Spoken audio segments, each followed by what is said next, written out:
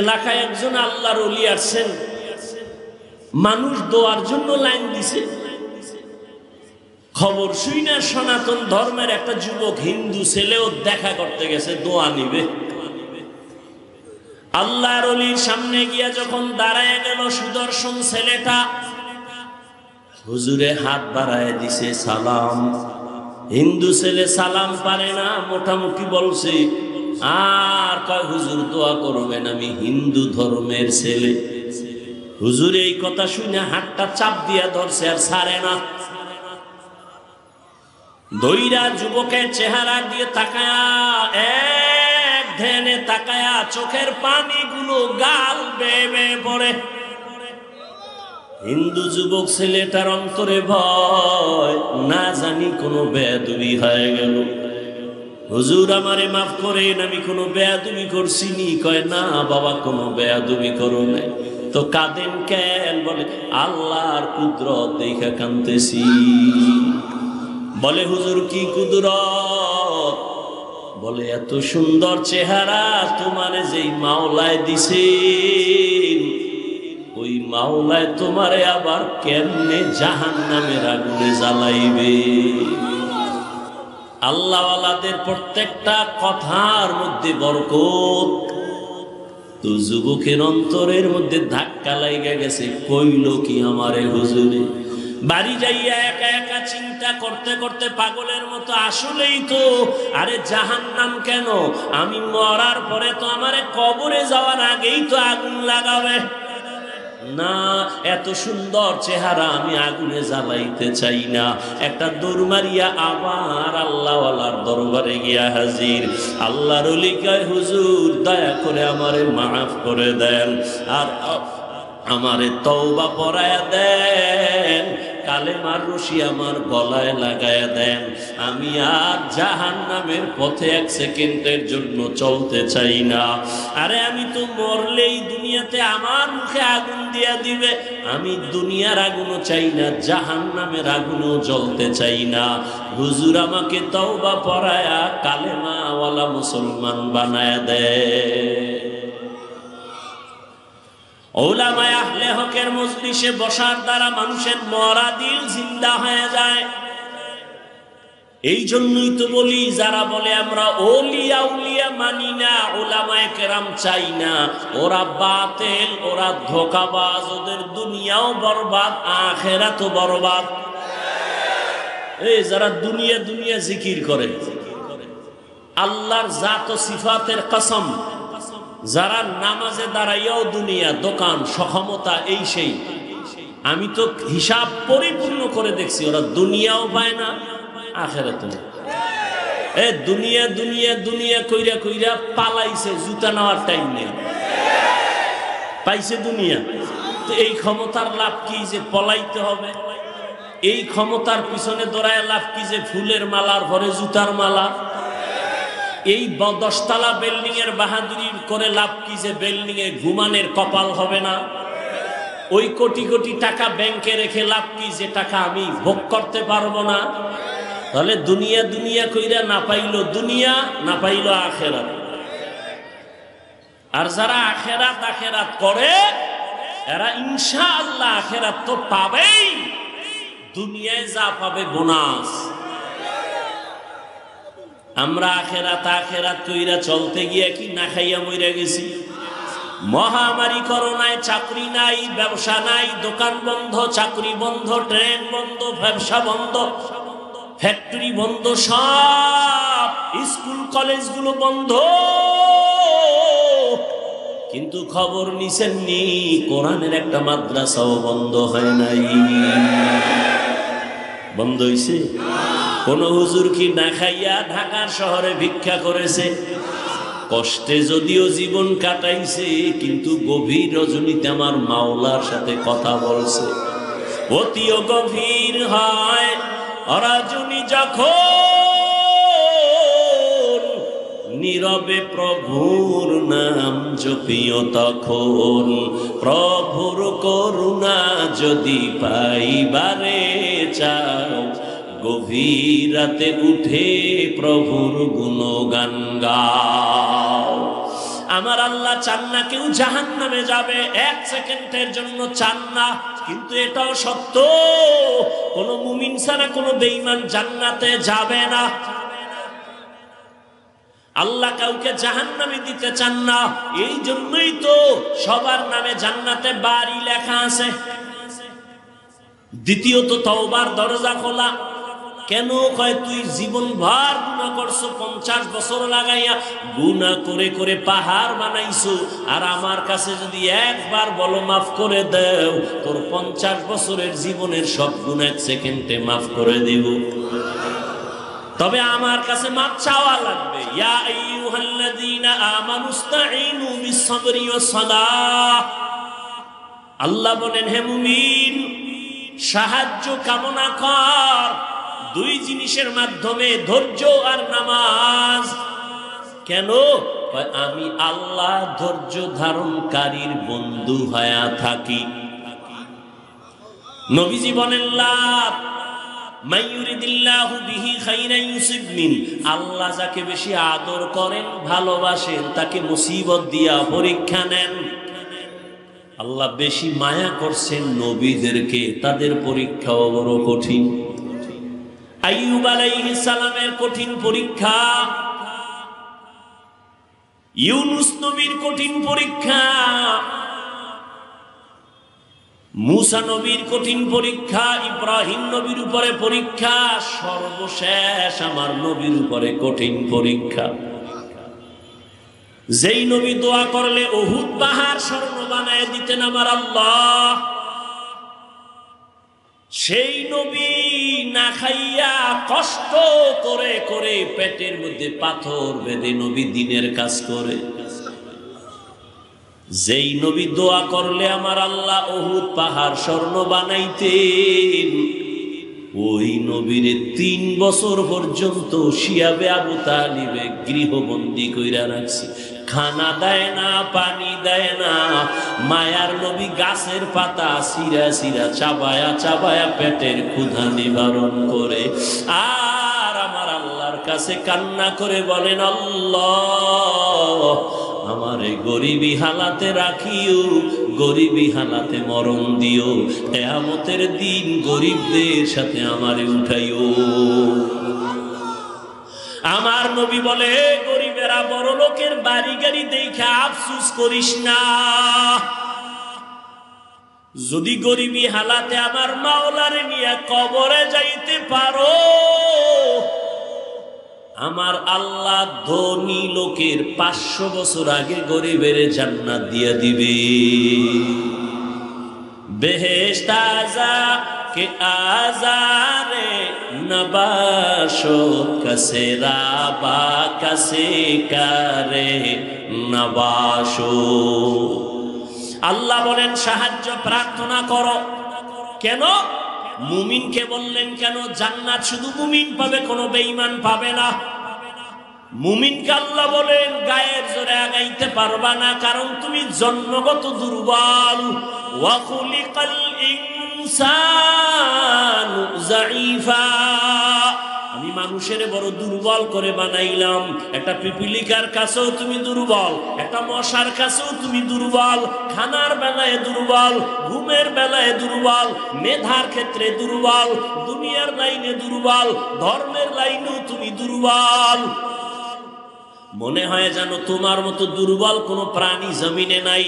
পিপিলিকে যদি মেজাজ গরম করে, কোনো বনি আদম খানা খাইতে পারবে? মশায় যদি মেজাজ গরম করে, কোনো বনি আদম রাতের বেলা ঘুমাইতে পারবে না। ও বান্দা, তুই এত দুর্বল, এত দুর্বল। একটা গরুর কাছে তুই কত দুর্বল। তোরে যদি একটা লাথি মারে, জীবনে 1 ফোঁটা দুধ আর নিতে পারবি না। কিন্তু মর্যাদা সবার উপরে। মর্যাদা দুর্বল না, মর্যাদা তোর ফেরেশতার থেকেও বেশি, জিনের থেকেও বেশি, সব প্রাণীর থেকে বেশি।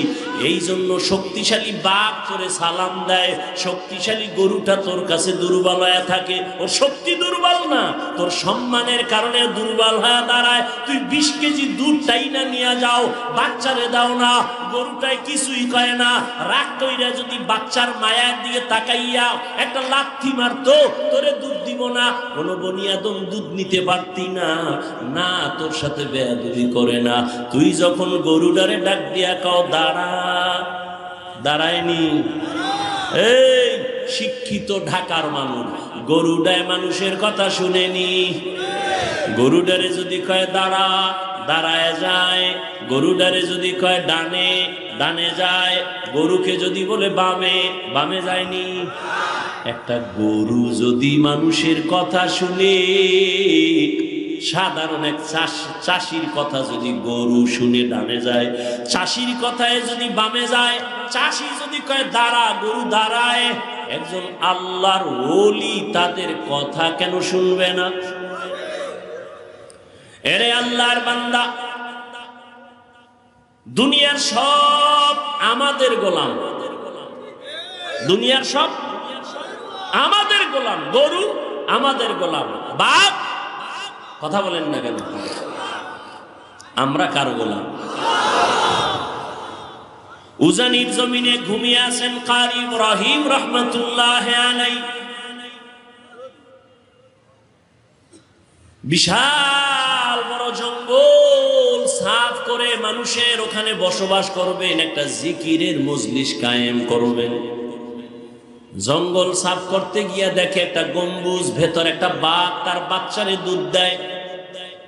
কারি ইব্রাহিম ডাক দিয়া কয় বাঘ, বনি আদম আসছি, থাকবো, তুমি তোমার দেশে চলে যাও, এলাকায় যাও। আল্লাহর ওলি কথাটা বলতে দেরি, বাঘ তার বাচ্চা কাঁধে নিয়ে দৌড় দিতে দেরি করে নাই। এখন এখানে আপনি প্রশ্ন করবেন বাঘে কেমনে শুনে? আমি উদাহরণ আগে দিছি না, একটা চাষির কথা গরু শুনে? বলেন, ঘরের মহিলা মুরগিরে যখন ডাক দেয় তার ভাষায়, মুরগি আয়নি। সন্ধ্যাবেলা আম্মা জানেরা যখন খেতে হাঁস পানির মধ্যে জোরে ডাক দিছে ওই ভাষায়, হাঁস আয়নি। আল্লাহর ওলির কথা বাঘ শুনবে না কেন? তোমার কাছে পাইলে কিছু শায়েস্তা করতাম, তোমার কলব নষ্ট হয়ে গেছে, তুমি ঈমান নিয়ে মরতে পারবা কিনা ভয় লাগে। কারণ আল্লাহ যাকে অপছন্দ করেন তার প্রথম কাজ আলেমের বিরোধিতা করা। যারা আলেমের বিরোধিতা করে তার প্রমাণ হলো আল্লাহ ওর উপরে কি বেজা, এটা প্রথম প্রমাণ। আর আমি বাংলায় কি বলি, আমাকে বাঙালিকে সাইজ করতে হইলে আরো কিছু শব্দ লাগে। যারা আলেমের বিরুদ্ধে লেখে ফেসবুকে আর বলে, এরা সবগুলো সন্তান মা বাবার অভিশপ্ত সন্তান, একটাও মা বাবার আদরের সন্তান না। খবর নেন, যারা আলেমদের সাথে বেয়াদবি করে ফেসবুকে লেখে, সবগুলো সন্তান মা বাবার অভিশপ্ত সন্তান, একটাও মা বাবার আদরের সন্তান না। খোঁজ নাও, ভালো করে খোঁজ নাও। আল্লাহ হেদায়াত দান করুন। আলেমের বিরোধিতা করলে ইসলামের কোনো লাভ আছে? কেন করো? বরং তোমার কপাল তুমি পুড়তেছ। মানুষ বড় দুর্বল, জন্মগত মানুষ দুর্বল, মেধার বেলায় দুর্বল, খানার বেলায় দুর্বল।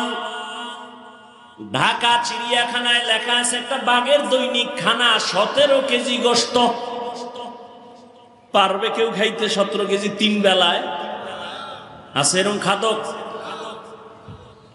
একটা বাঘ অনেক বেশি খায়। আমরা খাওয়ার বেলায় দুর্বল, ঘুমের বেলায় দুর্বল, মেধার বেলায় বড় দুর্বল, সব লাইনে আমরা দুর্বল। এখন দুর্বল মানুষ যদি চলতে হয় আর একজনের সাহায্য লাগবে নি।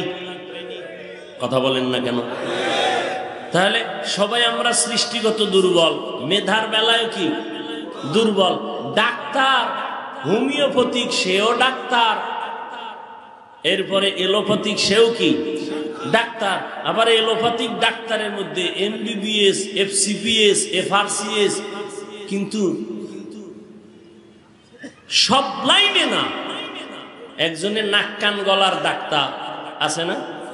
হ্যাঁ, যদি কি আমার তাড়াতাড়ি আমার ফ্যাটের মধ্যে টিউমার হয়েছে, কি করা যায়? এই বিষয়ে আমি দুর্বল। ঠিক নেই? তাহলে প্রত্যেকটা মানুষ তার নিজের জায়গায় অন্যের তুলনায় দুর্বল। জন্মগতভাবে দুর্বল, মেধার বেলায় দুর্বল, ধর্মের লাইনেও। আপনারা যারা কোরআন পড়তে পারেন না, যারা কোরআন পড়তে পারে তাদের কাছে দুর্বল। আবার যারা কোরআন পড়তে পারেন, অর্থ জানেন না, যিনি অর্থ জানে তার কাছে দুর্বল। আবার আপনি অর্থ জানেন, তাফসীর জানেন না, যারা তাফসীর জানে তার কাছে দুর্বল। আবার আপনি কোরআনের তাফসীর জানেন, ফিকহ জানেন না, ফতোয়া দিতে পারেন না, আপনি মুফতি সাহেবের কাছে দুর্বল। কি দুনিয়ার সবাই দুর্বল। এখন অন্যের সাহায্য ছাড়া চলা যাবে না। আবার জান্নাতের পথে যাব, পথটা চিনিও না, কত ভেজাল। একদিকে আমরা দুর্বল, আবার জান্নাতে যে যাব সেই পথও চিনি না। আবার সেই জান্নাতে যাওয়ার পথটার মধ্যে ভেজাল। তিন দল শয়তান আমারে ব্যারিকেড দিয়া রাখছে, মানুষ শয়তান, জিন শয়তান, নফস শয়তান। ঠিক নেই?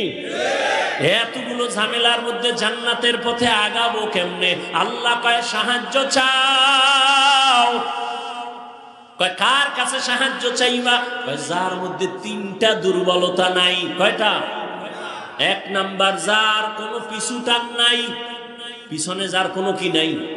যেমন আমগো পিছু টান আছে না, সামনে আগাইলে আমার ছেলে কয় আব্বু দাও, মেয়ে বলে আব্বু দাও, বউ বলে স্বামী দাও, আম্মা জান কয় ছেলে দাও, আব্বা জানে বলে দাও।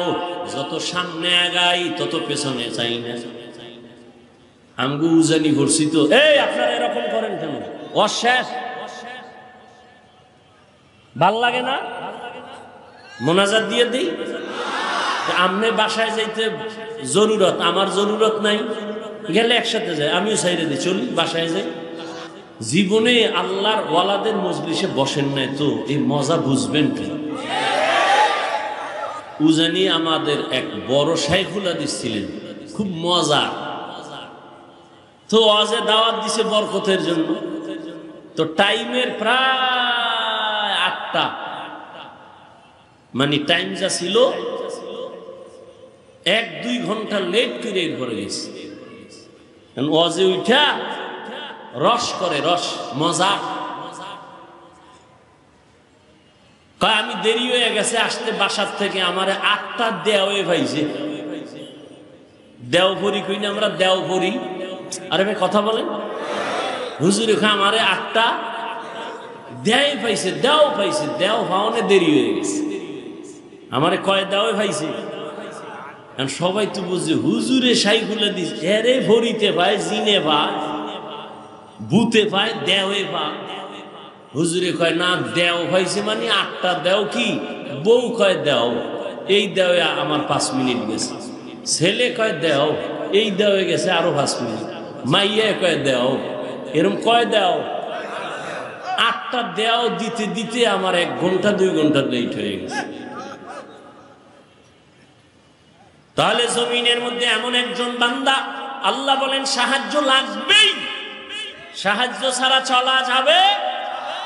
তাহলে যেই সোরার ঘরের সোরা কয় আমি একা একা জান্নাতে যাব, আমার আলেম লাগে না, পীর লাগে না, ও জীবনে জান্নাত পাইব? জীবনে সম্ভব না। আমি স্পষ্ট ঘোষণা দিচ্ছি, পিছনও দিছে, আজও দেই। যারা ওলিয়া উলিয়া মানে না, ওরা বুখারী শরীফ মানে না, কোরআন শরীফ মানে না,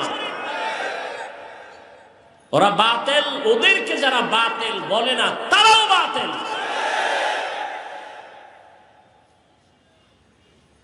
আল্লাহ হেদায়েত দান করুন। এমন একজন থেকে সাহায্য চাও, সাহায্য লাগবেই লাগবে, এ কথায় সবাই একমত। এখন সাহায্য কার থেকে নিবেন এই বিষয়ে সিদ্ধান্ত নেন। যার মধ্যে 3টা দুর্বলতা নাই তার থেকে সাহায্য নিতে হবে। 1 নাম্বার দুর্বলতা, যার পেছনে টান নাই। বলেন দুনিয়াতে কোনো মানুষ আছে যার পিছে টান নাই? কে আছে? কোন নাই? বুঝে কথা কইেন, খালি বক বক করলি মুখ একটা আছে খালি কইয়ে ভালো। খুব হিসাব করে কথা বলতে হবে। বুঝেন না, পারেন না, চুপ থাকেন। 2 নাম্বার দুর্বলতা, যার অভাব নাই। খুঁজে দেখেন তো একজন পিশাব পাইবেন নি যার অভাব নাই?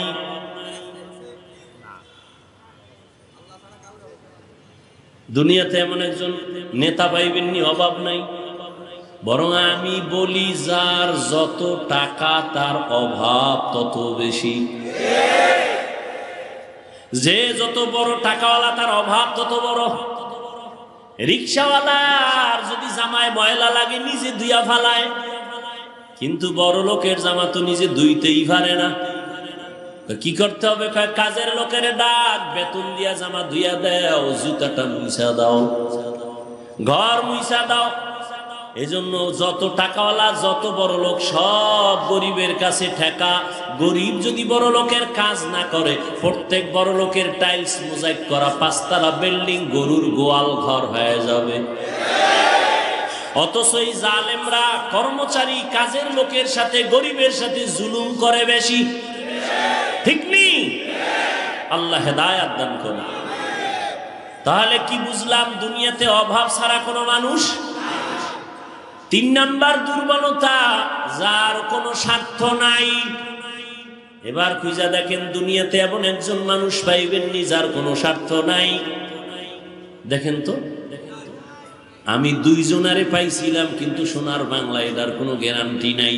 একজন পাইছি আমার আব্বা, আর একজন পাইছিলাম আমার আম্মা। স্বার্থ নাই, কিন্তু সোনার বাংলা এটার গ্যারান্টি দিতে পারি না। কারণ বহু মা বাবা স্বার্থের টানে সন্তানের বিরুদ্ধে মামলা করেছে, সন্তানের জবাই করেছে। এই খবর নাই সোনার বাংলায়? আপন বাবা তার মাইয়া, আপন মাইয়াটারে হোটেলের মধ্যে ঢুকায় কয়, আজকে রাতের জন্য তুই আমার কাছে স্ত্রীর মতো। এবার বুঝেন তাহলে স্বার্থ ছাড়া কোনো মানুষ আসেনি। তাহলে কি ফলাফল হলো? জমিনের মধ্যে পিছু টান ছাড়া কোনো মানুষ নাই, অভাব ছাড়া কোনো মানুষ নাই, স্বার্থ ছাড়া কোনো মানুষ। তাহলে খোঁজেন এই 3টা অভাব দুর্বলতা নাই, একমাত্র যাকে পাইবেন তিনি হলেন আমার। ইয়া আইয়ুহান নাস আনতুমুল ফুকারাউ ইলাল্লাহ ওয়াল্লাহু হুয়াল গনিয়্যুল হামিদ।